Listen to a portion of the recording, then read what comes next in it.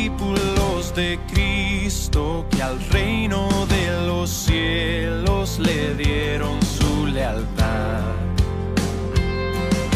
Siervos que ante él se postran. Vamos a abrir la palabra del Señor precisamente en el libro de Jonás. Y vamos a orar al Señor para asimismo tener la bendición de recibir el mensaje del Señor, que de seguro tiene muchas cosas que decirnos y también confrontarnos quizás. Oremos al Señor, hermanos, y démosle gracias. Padre bendito, en el nombre glorioso de tu Hijo amado Jesucristo, queremos darte gracias, Dios mío, en esta mañana, por tu palabra viva, eficaz, tu palabra impartida por ti, Señor, palabra santa, palabra de gracia, palabra de bendición, que alumbre hoy nuestro entendimiento, alumbre hoy nuestra vida y traiga consuelo y al mismo tiempo traiga esperanza a cada uno de nosotros. Te lo pedimos, Señor, para tu gloria, para bendición y provecho de este tu pueblo. Amén y amén. Dice algún comentarista del libro de Jonás que sin lugar a duda el libro de Jonás es uno de los más fascinantes libros del Antiguo Testamento en cuanto a los profetas menores por su contenido. De hecho, el libro de Jonás, a comparación de Isaías, solo tiene 4 capítulos. Isaías tiene 66 capítulos. Y este comentarista dice que para aquellos que pueden leer entre líneas, van a ver cómo el libro se torna mucho más fascinante que una novela popular. Y es que el libro contiene muchos elementos narrativos que van tejiendo una historia y que esa historia se va llevando hacia un desenlace. En la sección de hoy encontraremos a un profeta, Jonás, que evidentemente es siervo del Señor, es siervo de Jehová. Y como siervo de Jehová, pues su nombre indica, pues debe servirle al Señor. Pero no es así, porque es un profeta que huye y un profeta que se quiere esconder, entre comillas, de la presencia del Señor. Es un profeta que recibe el mensaje de Dios, pero ahora huye, se esconde. Quiere ser fugitivo de un mensaje profético. La palabra profeta es la palabra hebrea nabi, que se deriva de la raíz naba, que significa hablar. Un nabi es alguien que trae las palabras de Dios fielmente y las publica a un pueblo. Todo profeta del Señor recibe un mensaje y lo proclama a donde el Señor le indica. Mi tarea entonces en esta mañana, mis hermanos, es hacerle consciente a usted de la labor profética. Pero me temo muchísimo, hermanos, que todos nosotros, al igual que Jonás, hemos sido fugitivos del mensaje que Dios nos ha confiado. Me temo que muchos de nosotros hemos huido de la responsabilidad que como creyentes tenemos, tanto como padres, como abuelos, como hermanos, como niños y jóvenes de la iglesia del Señor. Mi tarea en esta mañana es hacerle consciente de que no podemos seguir siendo esos fugitivos, al igual que lo hizo Jonás. Hoy podemos mirarnos en el espejo de Jonás y ahí todos nosotros vamos a estar reflejados, porque nos hemos visto fugitivos de un mensaje a proclamar. La serie del libro de Jonás es Proclamando el amor de Cristo a los perdidos. Esa es la serie, el título de la serie. Pero el título del sermón de hoy es Fugitivo del mensaje a proclamar. ¿Qué es un fugitivo? Ya lo mencioné antes. Es una persona que huye, una persona que se esconde de alguien. Eso es un fugitivo. Y ahora quisiera que nos preguntáramos en esta mañana de cuál mensaje o cuál fue el mensaje del cual Jonás quiso huir. ¿De qué mensaje fue el que Jonás quiso evadir responsabilidad? Y lo primero que vamos a mirar en esta mañana es que Jonás quiso ser fugitivo de la fuente del mensaje. Jonás fue fugitivo de la fuente de un mensaje. Si usted mira el versículo 1 del capítulo 1, dice: vino palabra de Jehová a Jonás. Ahí encontramos la fuente del mensaje, del cual Jonás huye y se hace fugitivo. Vino palabra de Jehová a Jonás. La fuente, amados hermanos, de todo mensaje profético que hay que proclamar, la fuente es Dios. Si usted mira con detenimiento, dice: vino palabra de Jehová. No vino de palabra de cualquier hombre. No vino palabra de un individuo, de un foráneo, de alguien externo. No fue producto de un sueño. No fue producto de una visión, sino fue un mensaje claro, un mensaje nítido. Vino palabra de ¿quién? De Jehová. Es un privilegio ser llamado a ser mensajero de Jehová. Y quiero que usted sea consciente del privilegio que usted tiene, el hecho de que se haya sido llamado o llamada a proclamar el mensaje del Señor. Y este es un privilegio que solo la iglesia tiene. Es un privilegio que los ángeles aún desean tener, pero no pueden. El mensajero o profeta de Dios no solamente es esclavo de quien lo envía, sino que es esclavo del mensaje con que fue enviado. El mensajero no es lo importante acá. Lo importante es el mensaje, el cual el mensajero no tiene derecho alguno de cambiarlo, o darle su propio significado, o darle su propia interpretación. No, mis hermanos. Vino palabra de Jehová a Jonás, hijo de Amitai. ¿Quién es la fuente del mensaje que debía pregonar Jonás? La fuente es Dios mismo. Dios le dio la palabra a Jonás, la que tenía que decir. Y eso lo hace un profeta de verdad.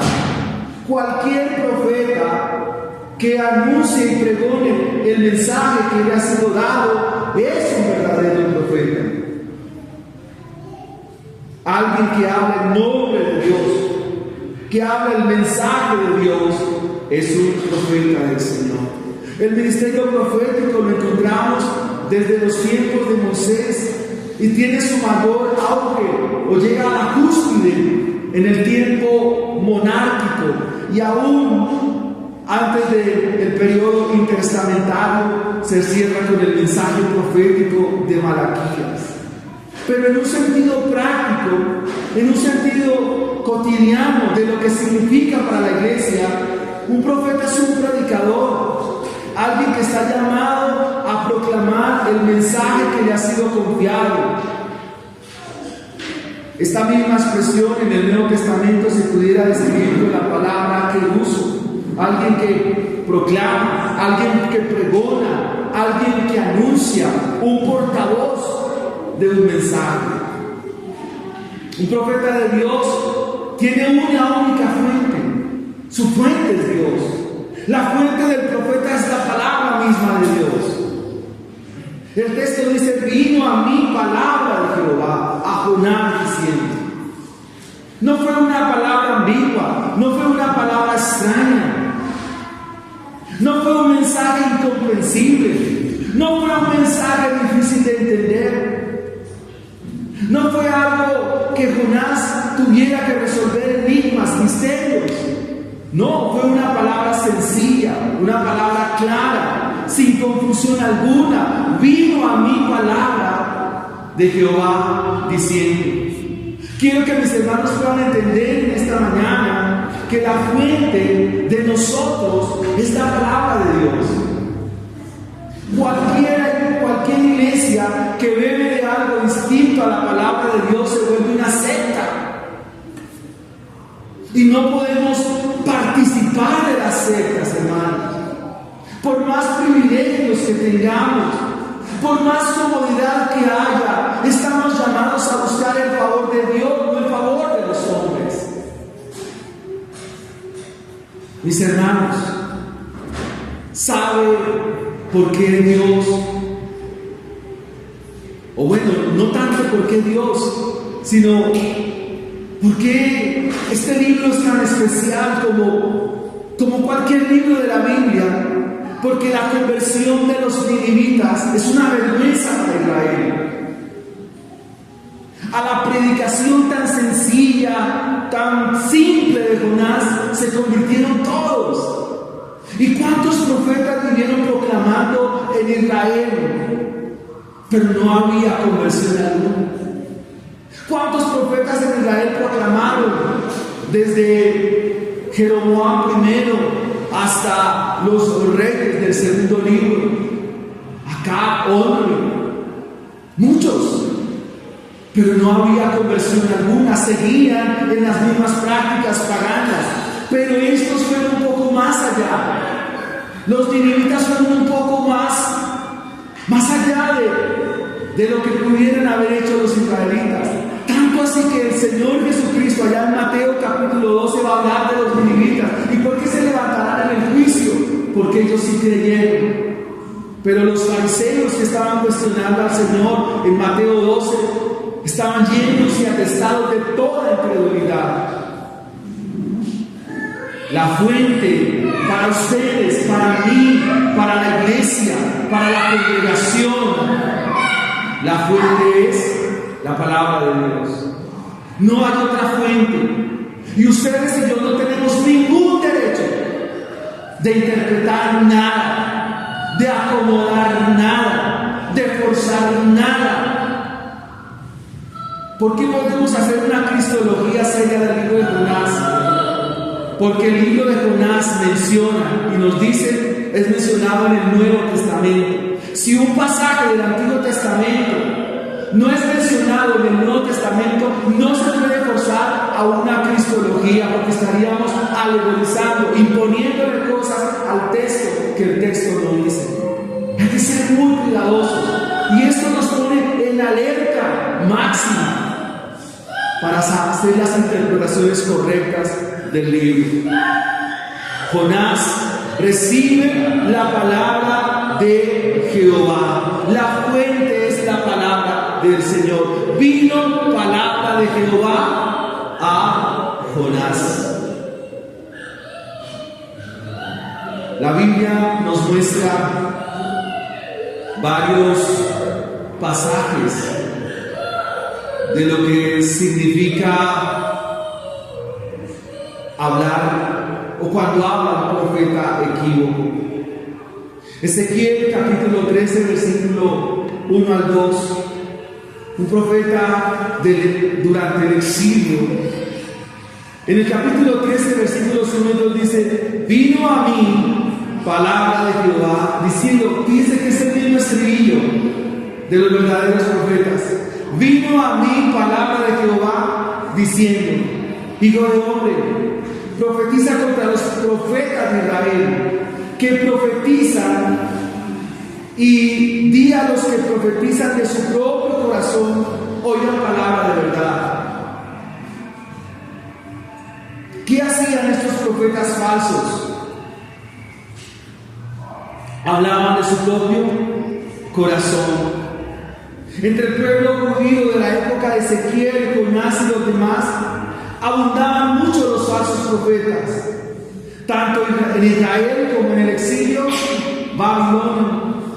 Estos falsos profetas de Israel en su mayoría tenían un mensaje, óigase bien, optimista.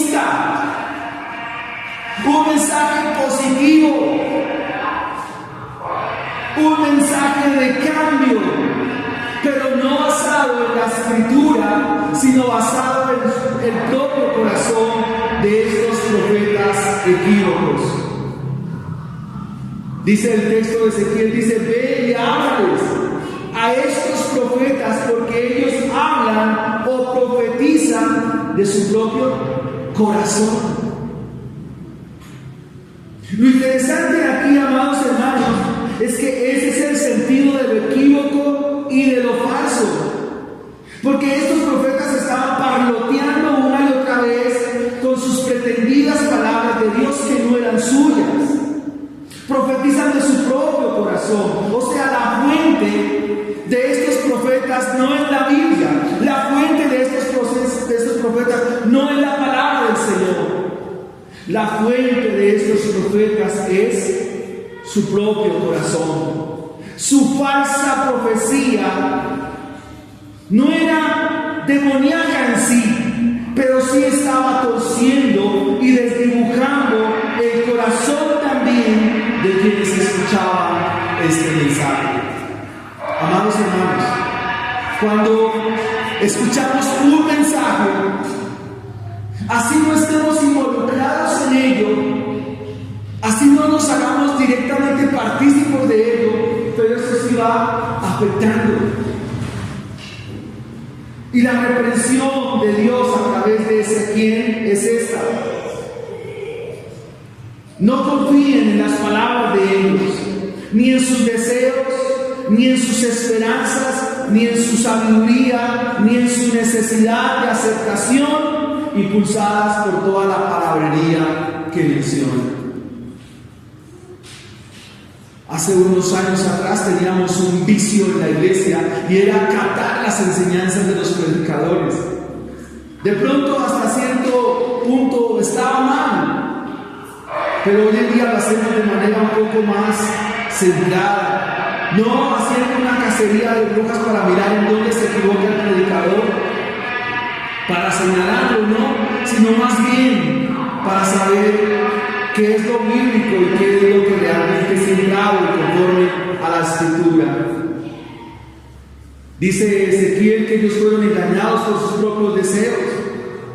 O sea que el método bíblico para afirmar que no fueron inspirados por Dios es el que hay en su corazón equívoco y engañoso. Miren, amados hermanos, cuando nosotros nos vemos enfrentados a este tipo de textos, tenemos que ser conscientes de cómo la palabra del Señor es relevante en nuestra hora y en nuestro tiempo. Hay una historia en el segundo libro de los Reyes, en el capítulo 18. En este capítulo se nos muestra al rey Acab y al rey Josafat. Acab era rey del norte, rey de Judá al sur, Israel del sur o Judá, y Acab era rey al norte. Una de las ciudades principales de Israel, que se llama Ramón de Galaad, estaba siendo cautiva por los asirios. El rey Acab entonces convoca al rey Josafat para decir: ¿cómo es posible de que esta ciudad esté en manos de los asirios? Unámonos y vayamos a pelear. Josafat le dice a Acab, de rey a rey le dice: mira, mis caballos son tus caballos, mis guerreros son tus guerreros, mis soldados son tus soldados, y peleemos. Pero Acab dice: tengo 400 profetas para que ellos nos confirmen si Dios nos va a dar la victoria o no. Y evidentemente acá manda a llamar a los 400 profetas, 400. Y ellos dicen: rey, dice la palabra del Señor que usted va a vencer, que usted va a triunfar en la batalla. Sin embargo, Josafat, el rey de Judá, no queda como convencido y le dice acá: pero no hay otros profetas aquí en Israel. Y entonces acá manda a llamar a un profeta que había por ahí. Su nombre es Micaías. Esperemos un momento.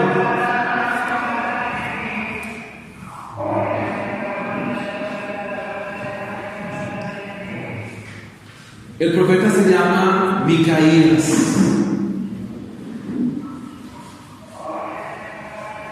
Y cuando Acab escucha que viene Micaías, se consterna. Y la palabra de Acab a Josafat es que le dice: Josafat, lo que pasa es que este profeta siempre me dice lo que yo no quiero escucharlo. Siempre me profetiza mal, me habla mal. Entonces, cuando el emisario de Acab viene con Micaías, el emisario le dice: mira, dile al rey lo que él quiere oír. Y esto es lo que quiero mencionar en esta mañana.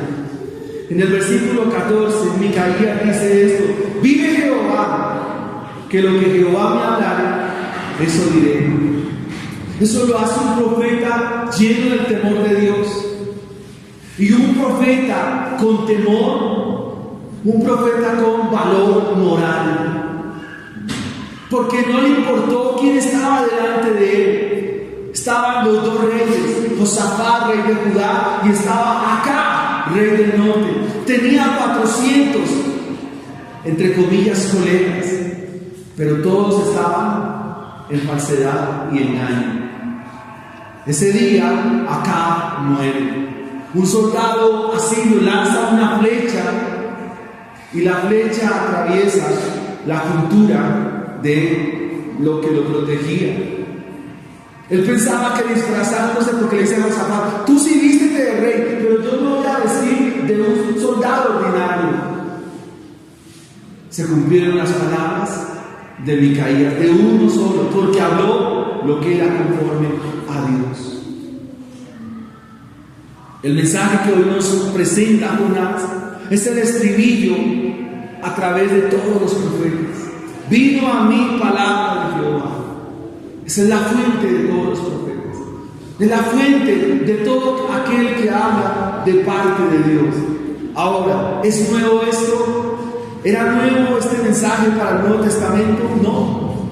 El mismo apóstol Pablo dice allí en el capítulo 2, versículo 17, dice: porque nosotros no somos como muchos que medran falsificando la palabra de Dios, sino que con sinceridad, como de parte de Dios y delante de Dios, hablamos en Cristo.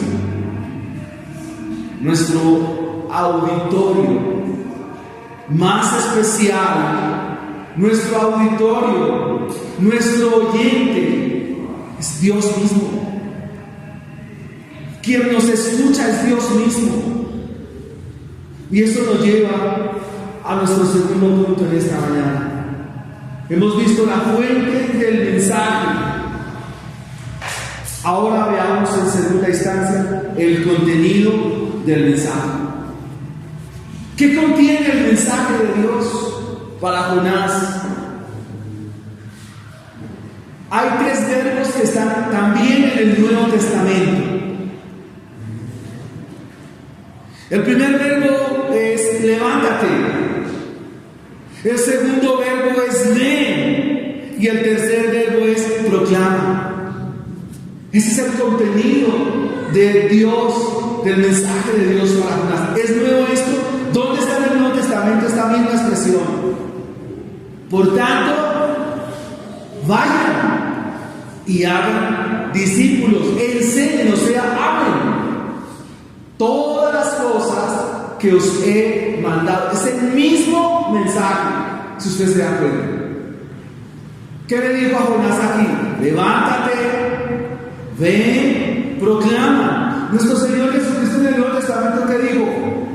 Por tanto, ir y hacer discípulos, enseñándoles todas las cosas, o sea, las palabras que yo a ustedes les he dicho, el mensaje que yo les he dicho, vayan y anúncienlo.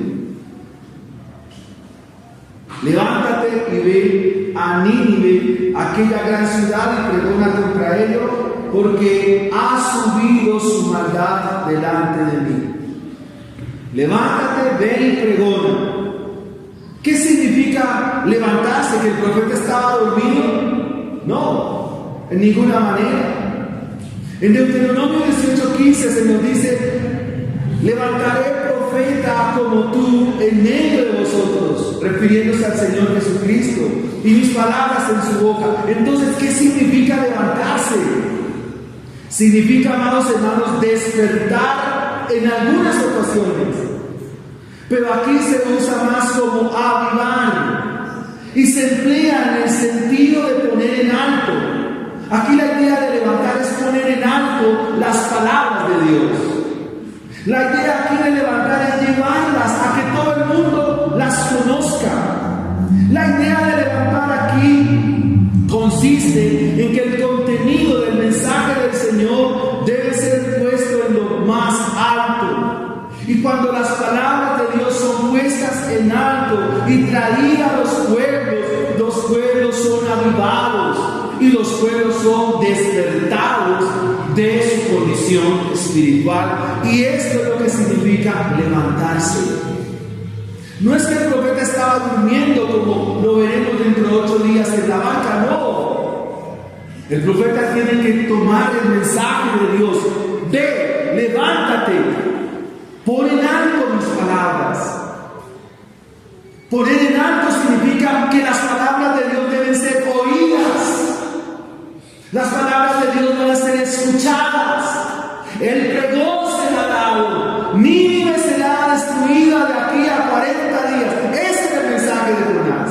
Sencillo, un mensaje simple, y fueron puestas esas palabras en Nínive en lo más alto. Y los ninivitas despertaron de su condición espiritual, despertaron de su condición pecaminosa, porque Él les da vida por medio de sus palabras. El segundo verbo que encontramos es el verbo ver. Implica ir. Y pudiéramos preguntarnos, ¿qué distancia había entre Gad-Hefer hasta Nínive? Algunos hacen las cuentas para los días de Jonás, y la distancia entre Gad-Hefer, es decir, donde vivía Jonás, y Nínive, entre unos 1000 a unos 1037 kilómetros. En otras palabras, la idea era aquí desplazarse esa distancia. Eso tiene que decirnos a nosotros muchas cosas.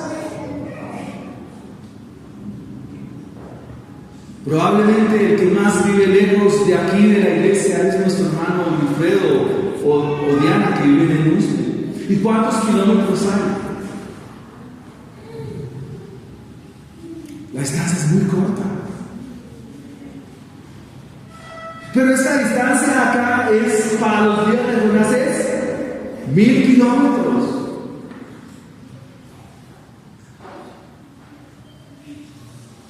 Eso es importante que hoy lo valoremos y lo pensemos. Que la labor profética, ¿qué implica? Desplazarse, hermanos. Ir. Está en el Nuevo Testamento, lo dijo el Señor allá en Mateo 28, vayan. Alguien escribió un libro que se llama Los secretos del ministerio de nuestro Señor Jesucristo. Un libro que se me perdió. Y este libro dice que el ministerio del Señor consistió en que Él fue donde otros no iban. Ir por quienes otros no iban. Juntarse con los que otros no se juntaban. Hacer lo que otros no hacían. Estar con los que otros no estaban. Y por eso Jesús rompe con una cantidad de paradigmas religiosos y tradiciones de la época. Porque abandonó la comodidad. Y esto nos tiene que llamar la atención a nosotros. Pregonar nos da la idea de que hay que ir a reprender al enemigo. La idea de que se nos da aquí de pregonar es que hay que ir a proclamar un mensaje que va a proclamar que hay pecado y llamar al arrepentimiento. Eso es lo que significa proclamar, denunciar el pecado y llamar al arrepentimiento. ¿Era la maldad de Nínive motivo para que Dios los llamara al arrepentimiento? No, en ninguna manera. Todos los hombres hemos pecado delante de Dios. Dios ordena que en todo lugar y en todo momento, todo hombre venga al arrepentimiento. Cuando el Señor le dice: Jonás, levántate, ve a Nínive, aquella gran ciudad, pregona contra ella, porque ha subido la maldad delante de mí, le está diciendo: ve y anuncia arrepentimiento. Pero el mensaje del arrepentimiento también conlleva que si no hay arrepentimiento, ¿qué hay? Juicio. Y usted lo ha leído en el Nuevo Testamento. El alma que pecare, esta morirá. Si permanecen en lo mismo, mis hermanos, permanecen en la misma situación, ¿qué acontecerá? Van a perecer. Ese es el mensaje del Evangelio. Y algo muy importante acá, de estas palabras de levántate y ve y pregona, es que no es una orden que se puede tomar a la ligera o tomar por alto. Pudiéramos decir: no lo hago, y seguir siendo fugitivos. La pregunta es: ¿terminó viendo Jonás? ¿Sí?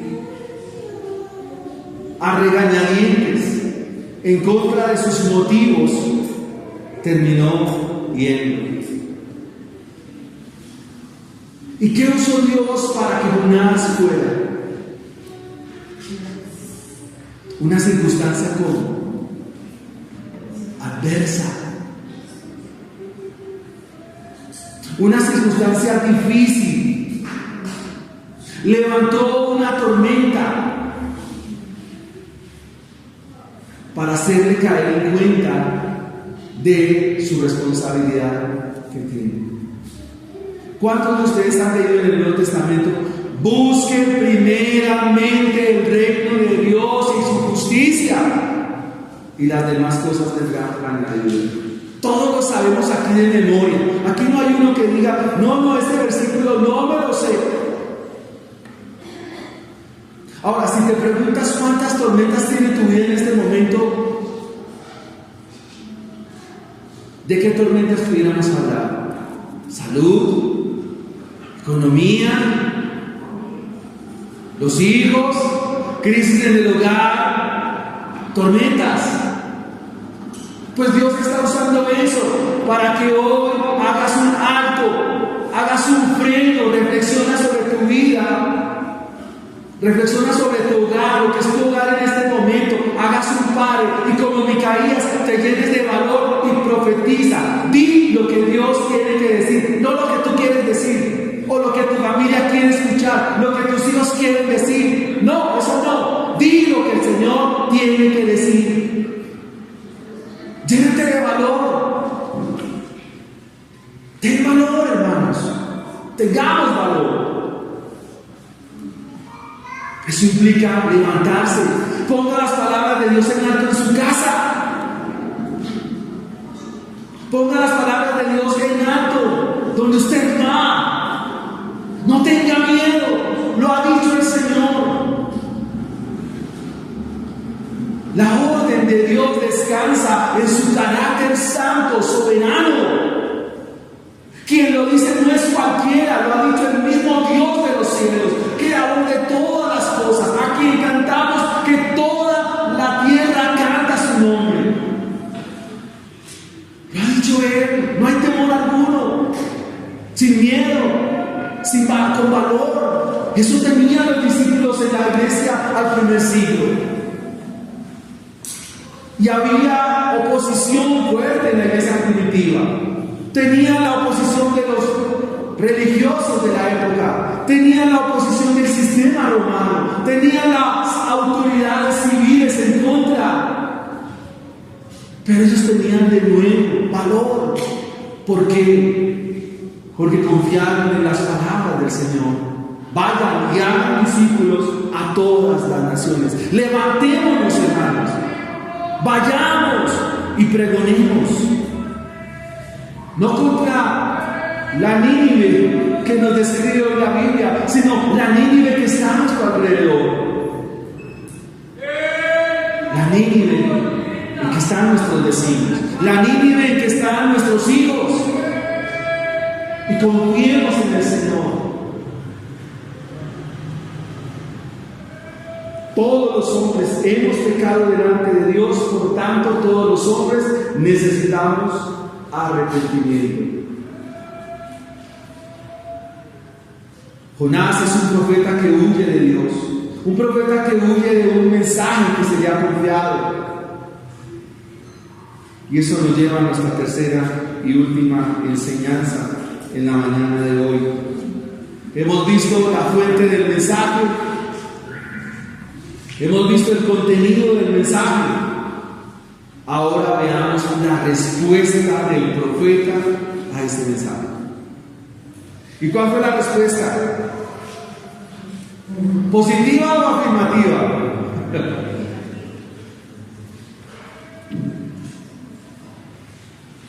La respuesta fue una. ¿Cuál? Jonás se levantó para huir de la presencia de Jehová a Tarsis y descendió a Jope, y allí halló una nave que partía para Tarsis, y pagando su pasaje entró en ella para irse con todos ellos a Tarsis, lejos de la presencia del Señor. ¿Cuál fue la respuesta? No voy. Me levanto, pero no para ir a Nínive. Me levanto porque me voy para Tarsis. Huye, fugitivo de lo que se le confió y de la tarea por la cual Dios lo llamó. Jonás se levanta para huir de la presencia del Señor. El capítulo 2 nos va a mostrar que Jonás es un conocedor de los salmos. De hecho, el capítulo 2 es lo que llamaríamos un mix de salmos, porque toma porciones de muchos salmos y hace un salmo, hace un mix. Y dentro de esos salmos hay uno que es el Salmo 139, versículos 7 al 10, donde dice: ¿a dónde me huiré de tu espíritu? ¿Y de dónde? ¿Y a dónde huiré de tu presencia? Si subiera a los cielos, allí estás tú. Si en el Seol hiciere mi estrado, he aquí, allí tú estás. Si tomare las alas del alba y hablar en el extremo del mar, aún allí me guiará tu mano y me asirá tu diestra. Jonás es un profeta de Dios, pero un profeta que está en desobediencia, porque Dios le ha dado el mensaje, le ha dicho qué es lo que tiene que hacer con ese mensaje, y ahora, ¿cuál es la respuesta del profeta a este mensaje? No voy. Y pudiéramos decir que Jonás tenía razones. Sí, claro. Si Jonás predica, los ninivitas se van a arrepentir, y él va a pensar que está traicionando a ¿qué? Su patria. Está traicionando a su pueblo Israel, y eso probablemente puede traer consecuencias que no lo iban a favorecer como profeta, porque les estaba dando una oportunidad a esos desventurados que lo que tenían era que morir. Esa puede ser una razón que nos deja ver el libro entre líneas. Por eso es fascinante este libro. Otra razón que pudiera tener lugar es que él iba a ayudar a preservar con vida a ese temible pueblo. Ahora, ellos pudieran convertirse y luego desconvertirse y volver a sus andanzas, y eso dejaría mal a Jonás. Ahora, si no se arrepienten y no reciben el mensaje, la vida de Jonás corre peligro, porque los ninivitas eran expertos en descuartizar y desollar a todo extranjero que trajera un mensaje diferente al de sus dioses. Entonces digo, no, es mejor no ir. O sea, podemos encontrar muchas razones y argumentos válidos para Jonás, pero no para Dios. ¿Por qué? Porque Jonás recibió el mensaje de Dios. Y pudiéramos decir que Jonás estaba en la voluntad de Dios. Sí, que esos ninivitas no se van a arrepentir. Esos ninivitas, si creen, puede que después no crean. No. Mejor me embarco para Tarsis, bajo a Jope, se encontró un barco. Sí, gloria a Dios. Estoy en la voluntad de Dios. Sí, porque se me están dando las cosas. No quiero ir a Tarsis. Y miren, Dios me aparejó un barco para irme a Tarsis. Gloria a Dios. Bendito sea el nombre del Señor. Sí, ¿cómo no? Hermanos, no siempre que las cosas se le estén dando significa que estén en la voluntad de Dios. No es así. No te engañes, no nos engañemos. Aquí Jonás va en contra de la voluntad de Dios y él pudiera pensar: ay, Dios me aparejó un barco para ir a Tarsis. Ay, bendito sea el Señor. Yo sabía que el Señor nunca pensaba. Yo sé que el Señor siempre está ahí. Mentiras. Va en contra de la voluntad de Dios. Va en contra del propósito de Dios. Va en contravía de lo que Dios le dijo. ¿Cuántos de nosotros hemos pensado así en la vida? Como se dan las cosas, entonces, sí, es la voluntad de Dios, se me está dando todo. Pero no es así. No es así, hermanos. No está en la voluntad de Dios. Aunque encontró un barco, pagó su pasaje, lo perdió. Claro que Dios lo montó en submarino de para acá. Pero amados hermanos, esto nos deja ver que la respuesta de Jonás, en términos prácticos, no fue favorable. No respondió favorablemente. Y esto me lleva a las aplicaciones del texto de hoy, que son algunas o muchas. El título de nuestro sermón es Fugitivos. Fugitivo al mensaje proclamado. Miren, amados hermanos, nuestra iglesia aquí local, Jonás es el reflejo de todos nosotros. De todos nosotros. Todos.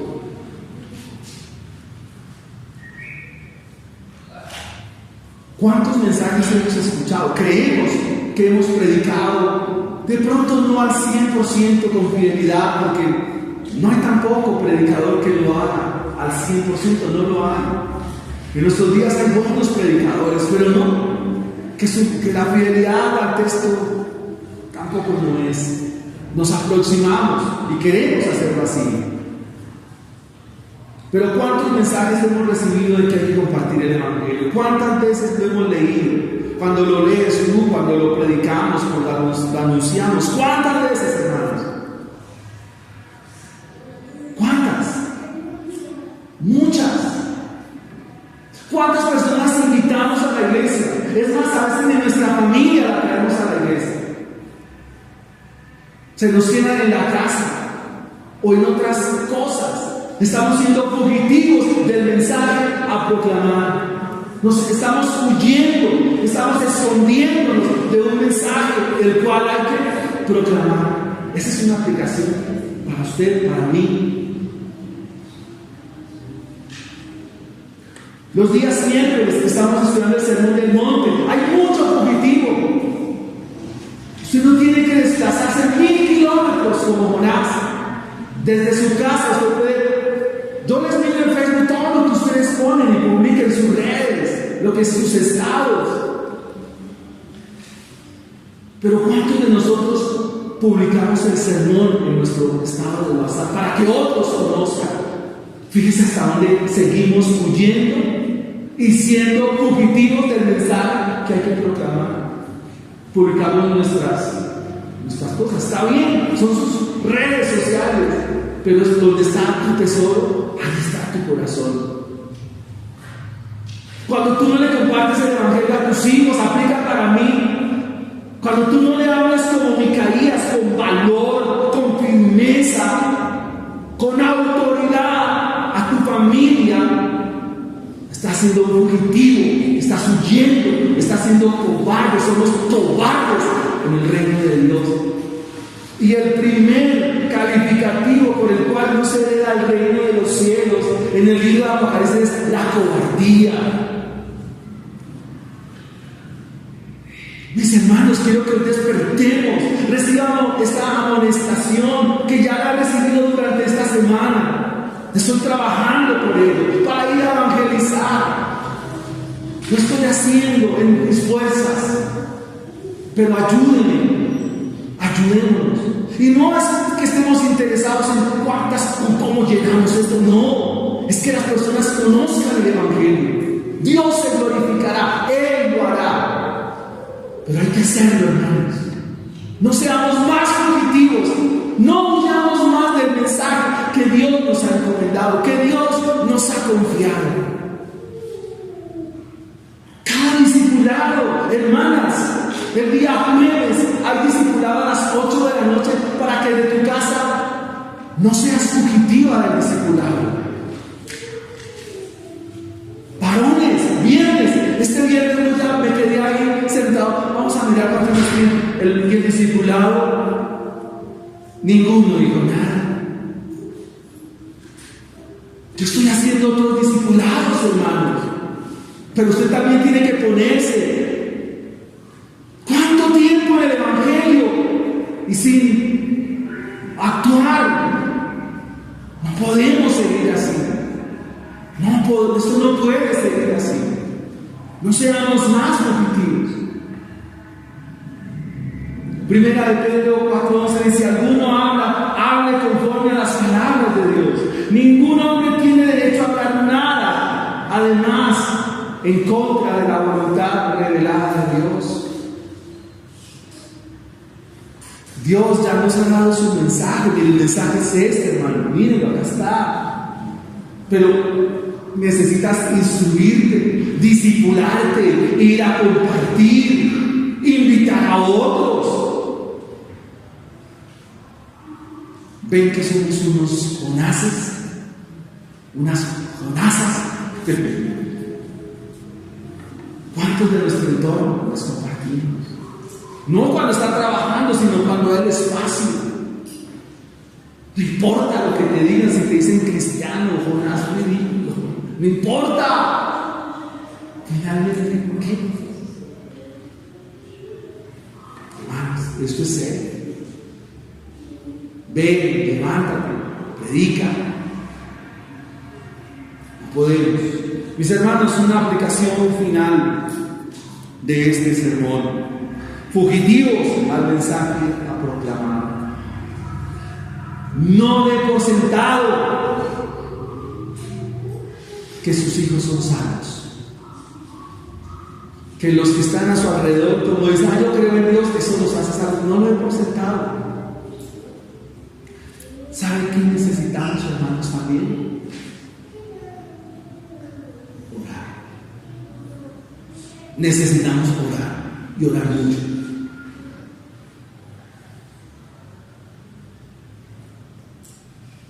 Necesitamos orar, pedirle a Dios que nos dé gracia, sabiduría, que nos ayude, que nos dé las palabras que son. El que es de Dios, las palabras de Dios oye. Juan capítulo 8.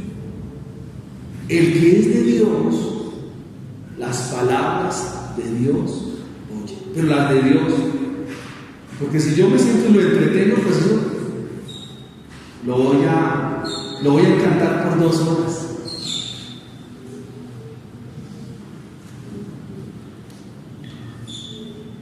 Hemos dicho que este Jonás es un retrato de quién? De nosotros. Pero hay un mejor Jonás. Es nuestro Señor Jesucristo. Y en el libro de Isaías, en el consejo eterno de redención que nos menciona el libro del profeta Isaías, el profeta, inspirado por el Espíritu Santo, dice: ¿a quién iré? ¿Y a quién enviaré por vosotros?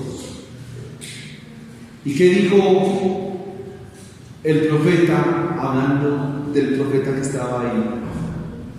Isaías capítulo 6. ¿Qué dijo?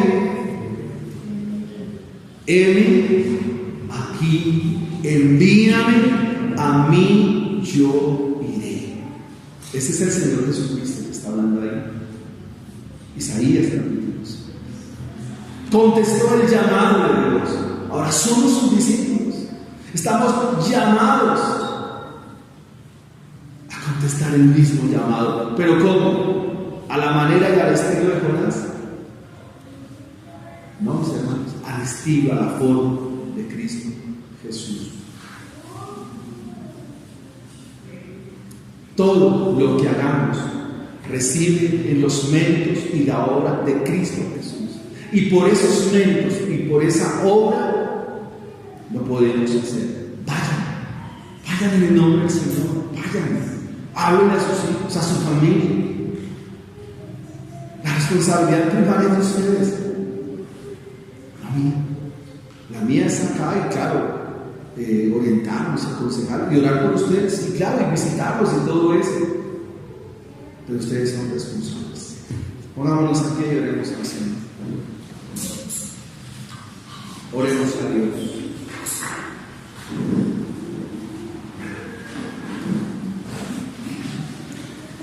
Si usted le dijese, Dios mío, quiero pedirte perdón, ¿por qué le pedirías perdón? Por ser como Jonás. Oremos al Señor y demos gracias. Amado Padre que estás en el cielo, en el nombre de Jesucristo, tu Hijo amado, queremos darte gracias, Dios mío, en este momento.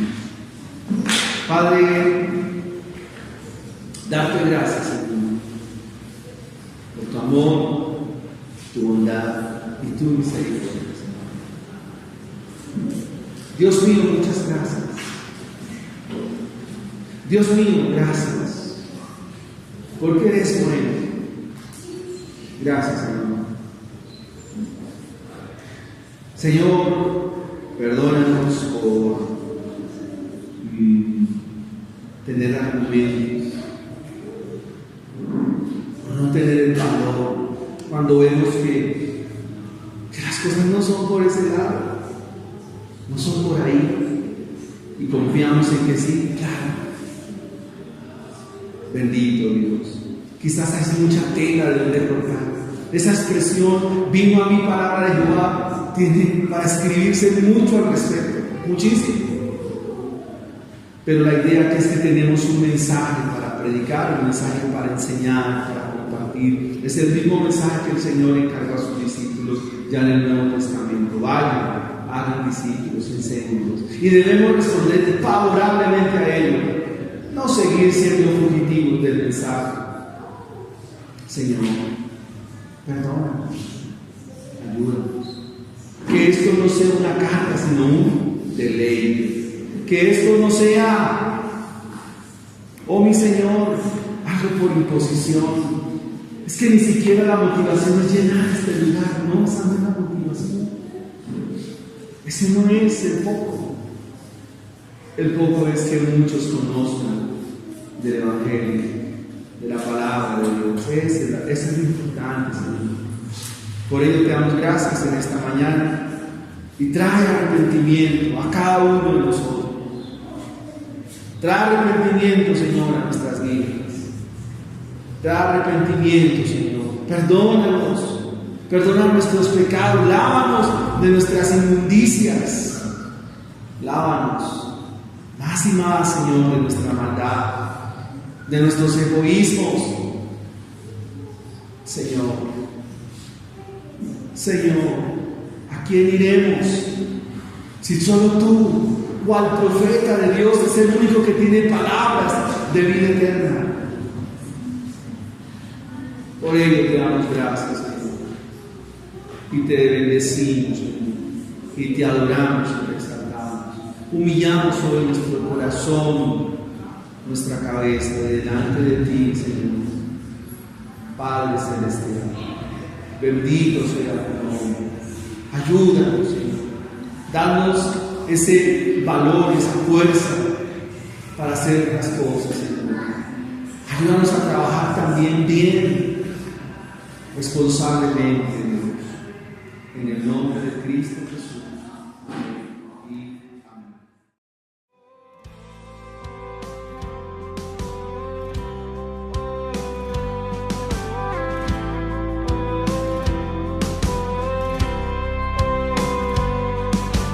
Fieles discípulos de Cristo que al reino de los cielos le dieron